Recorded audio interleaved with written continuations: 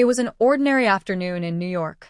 The airport buzzed with bustle, its corridors filled with hurried travelers, each absorbed in their own frenzy. Passengers hurried through the airport, eager to get to their gates. The announcements overlapped, getting lost in the usual tumult of departures and arrivals. The excitement of the trip was in the air, palpable with every step. People dragged their suitcases, scanning departure screens, searching for their seats and preparing to board a flight to London, to the unknown or the familiar, depending on their destination. In the sky, the transatlantic plane was already rising, crossing the Atlantic, flying at an altitude where only the stars could disturb its trajectory. On board, in the first-class section, the atmosphere was hushed, slightly relaxed, as if this space had been created to hide the concerns of the outside world. The beige leather seats were immaculate and soft. Subdued lighting enveloped the passengers, creating an ambience that was both intimate and exclusive. Among them, one man remained calm and composed, almost invisible among the crowd. His name was Marcus Dupont. A man in his 50s, elegant in his simple but refined suit, he exuded quiet confidence. He was the kind of man who didn't need to be noticed to make his presence felt. Every movement he made was measured, as if he had reached a stage of inner serenity that few others could understand. His hands rested on his knees, his fingers clenched but relaxed, and his eyes followed the outlines of the clouds out the window, immersed in silent contemplation. He looked like someone who knew exactly who he was, who had weathered enough storms to accept the sweetness of this moment. A man at peace with himself, but also with those around him, at ease in this cocoon of luxury, without ever displaying pretension. Slightly behind, Sophie, a flight attendant in her 30s, was busy preparing the service trolley. His gaze swept over the passengers, his movements precise and methodical. Sophie was known for her rigor and her sense of order. First-class passengers were often eager to be served, some displaying airs of superiority, others displaying an attitude of unexpected nobility. But Sophie only had a little time to give them. She knew them too well, these travelers who, in this space, behaved as if they were at the top of the human hierarchy. However, when she saw Marcus Dupont, a subtle shiver crossed her mind. An almost imperceptible glint of distrust crossed his eyes. He was there, among the most privileged, but he looked nothing like those she was used to serving. He didn't wear the ostentatious glow of celebrities or financial moguls. No, he was different. His appearance was sober, without brilliance, but his attitude, his posture, that was what troubled her. He gave off something she couldn't identify, a sort of calm that she found almost suspicious. Someone who, with a simple gesture, seemed to defy the implicit norms that govern the space, as if it were territory he had no right to occupy. There was an underlying tension, a silent challenge about him. She didn't know, but this feeling persisted, without her being able to explain it. Sophie couldn't help but notice the way this man, so calm and detached, seemed to occupy a place he didn't deserve. She was used to seeing famous faces, influential businessmen, people who seemed to deserve their place among the wealthy. But he was neither a businessman nor a celebrity. He didn't fit any of the stereotypes of those who achieved this privilege. This disturbed her. She wondered how he had gotten the ticket, which was hidden behind that impassive face. There had to be a reason, right? But Sophie didn't let anything show. His expression remained impassive, professional. She had no intention of giving in to this feeling of irritation that was rising within her. After all, his role was not to judge, but to serve. Yet something in this man's attitude continued to irritate him, to agitate his certainties like a light wind disturbing the calm surface of a lake. A small seed of doubt had been sown, and she didn't yet know how much it would blossom as the flight progressed. Marcus, however, didn't notice the thoughts running through Sophie's mind. He was too absorbed in his own thoughts to allow himself to be disturbed. The light sound of the engine and the sensation of the plane traveling at an almost hypnotic speed were familiar elements that he had learned to tame over the years. He was used to being judged without knowing him, this furtive glance that others gave, this silent and rapid assessment of appearances. Each time, he was content to let the judgments slide over him, like water on glass. This time would be no different. The world was full of misunderstandings, and the interpretations made of him, good or bad, no longer affected him. When he pressed the call button to ask for a glass of water, a gesture as simple as usual for him, he did not expect such a sudden reaction. Sophie, with rapid steps, rushed to his place, her face frozen in an icy expression, devoid of the professional warmth he expected. "Yes?" she asked dryly, her tone almost acerbic, as if she had just been distracted from a more important task. Marcus, without losing his calm, replied in a calm voice, devoid of any demands. "A glass of water, please." She stared at him for a moment, her eyes piercing like shards of ice. There was nothing personal about her request, but she, apparently, had decided that this situation was. Without saying another word, she crossed her arms, positioning herself in front of him as if to observe him, judge him, waiting for a reaction which did not come. "You can wait, like everyone else," she retorted, her voice sharp. Without another glance, she walked away, her face hard as a marble mask. Marcus, implacable as always, simply returned his gaze to the window. The clouds below seemed to dance in a slow waltz, and the slight rocking of the plane offered him some comfort. He was used to the incomprehension of others, to the way in which some always felt entitled to evaluate him. But this kind of behavior was nothing new to him. It was just another side of a world that used to classify people. Despite this, tension had set in. The murmurs and furtive glances of the other passengers began to become more frequent. Some exchanged glances, frowning, trying to understand what had just happened. The silence of the plane suddenly seemed heavier, more tangible, as if the air itself was growing thicker by the moment. But no one dared to intervene. Not yet. Perhaps out of politeness, or perhaps out of fear of breaking the fragile tranquility of this flight. After a few minutes, Marcus pressed the button again, this time slower, more resigned. Sophie arrived quickly, but this time her attitude was even more hostile. His face was marked with obvious irritation. Her steps were firmer, more agitated, as if she was expecting a confrontation. "What do you want now?" she asked, her voice harsher than before, almost contemptuous. Marcus, unaffected by the harshness of his words, replied softly but firmly. "I think there was a misunderstanding." He paused, his gaze fixed on hers, undistracted by the agitation that was beginning to invade the atmosphere. "I asked for a glass of water." Sophie rolled her eyes, visibly annoyed by his quiet patience, and the situation seemed to become more tense. His features hardened, his mouth tightened. She responded in an icy voice, as if she wanted to humiliate him to make him feel his place. "We are not here to serve you like that. This is a theft, not a restaurant." Sophie's tone had become condescending, almost reproachful. The other passengers, although trying to hide their gazes, now seemed more attentive, perceiving this growing tension, although none dared to get involved in this altercation. Marcus felt the pain in her words. He had been there, without pomp or ostentation, and yet she had made him seem like an intruder. But he forced himself to remain calm, his gaze fixed on her, his shoulders relaxed, an image of serenity in the face of the storm. "I didn't want to cause any trouble," he replied quietly, his voice a mixture of gentleness and firmness. "If you can't get me water, I can wait." Sophie stared at him for a moment, her face contorted with irritation. Her hands were trembling slightly, as if the tension she carried inside her was trying to escape. But instead of responding with words, something inside her broke. There was a flash, a pulse, a brutal violence that erupted without warning. In a split second, she raised her hand and, in an almost reflexive movement, slapped him.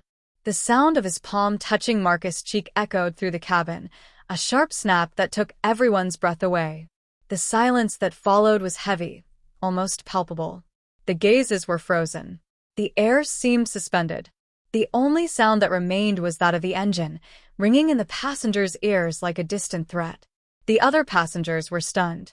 The scene that had just unfolded in the cabin was of an intensity that was beyond belief. Some exchanged quiet whispers, while others stood frozen, wide-eyed, staring at Sophie in horror. The silence that followed the slap was heavy, like a leaden screed, and each second seemed to last an eternity. The passengers exchanged furtive glances, trying to understand what just happened, but no one dared to break the strange calm that had settled. There was a palpable uneasiness in the air, a feeling of discomfort that spread as quickly as the surprise. Marcus, for his part, remained perfectly still. He didn't move an inch. He doesn't say anything. The pain on his cheek was sharp, but he kept his calm with almost supernatural control. His eyes slowly rested on Sophie, but there was neither hatred nor anger in his gaze. Only a deep feeling of sadness was reflected there, an almost infinite sadness, as if the years spent observing humanity in all its complexity had pushed him to understand the suffering of others, but also his own.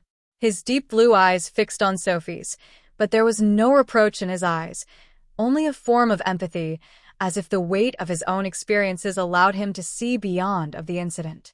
He had seen worse, much worse. And yet, this slap, this act of gratuitous violence, affected him in a new way, more poignant than anything he had experienced before. Sophie, for her part, seemed to panic when she saw the reactions of the passengers and the seriousness of her act. She heard the murmurs growing around her, the inquisitive looks turning towards her. His heart was pounding, his breathing coming in heavy gasps. She knew what she had just done was unforgivable.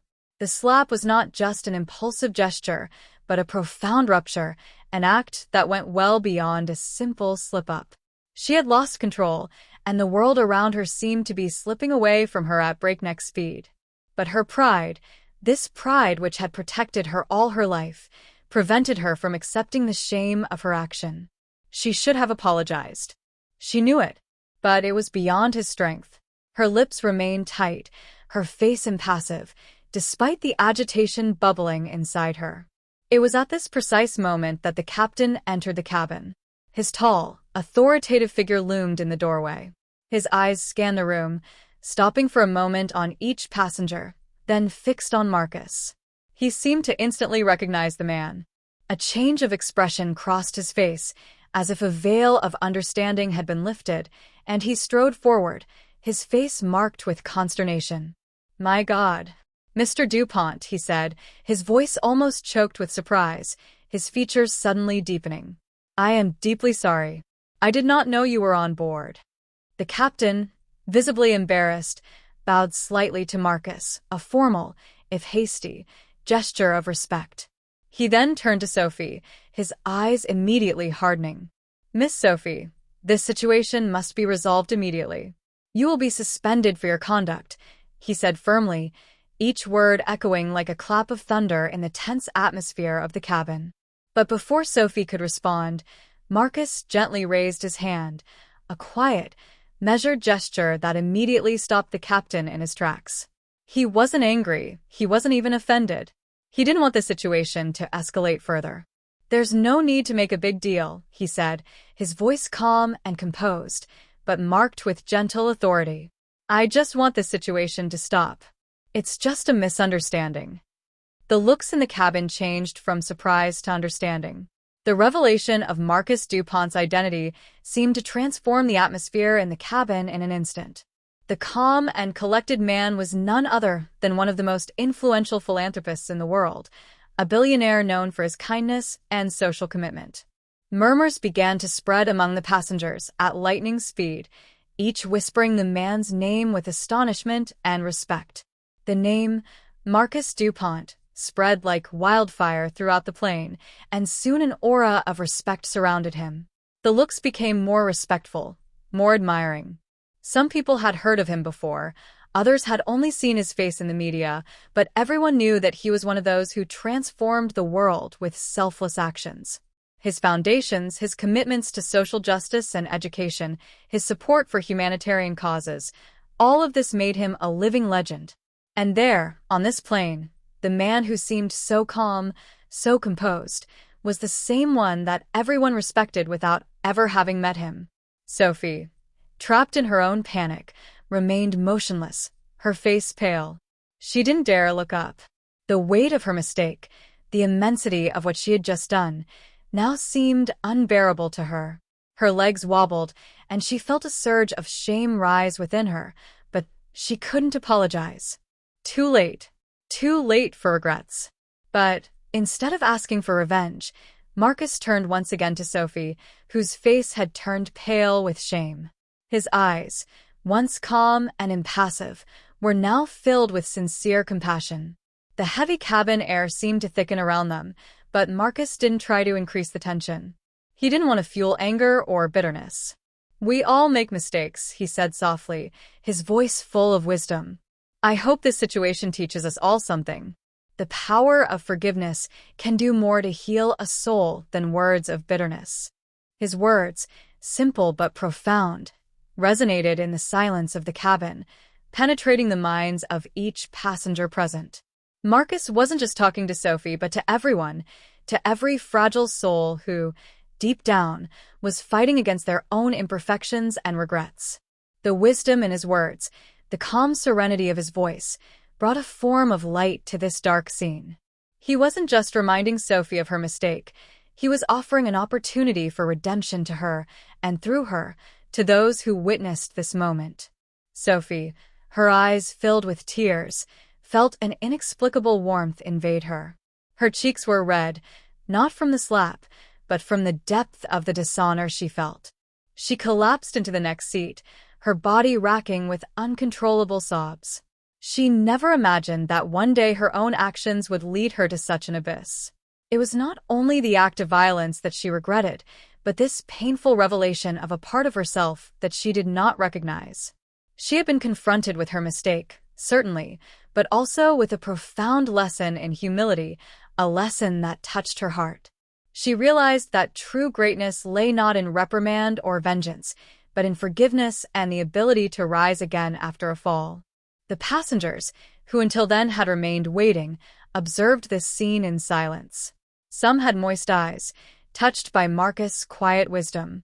Others were simply baffled, not understanding how a man capable of such acts of greatness could maintain such dignity and serenity in the face of the injustice done to him.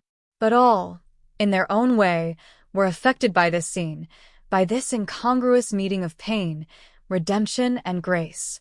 They knew, without having to say it, that they had just experienced something greater than they could have imagined. Marcus finally stood up, his movements graceful, almost fluid. He bowed respectfully to the passengers, a gesture of courtesy and recognition. He didn't expect any recognition in return, but he knew that this small act of respect was enough to close the chapter of this moment. A humble gesture, like an act of letting go, which offered everyone a last breath of peace.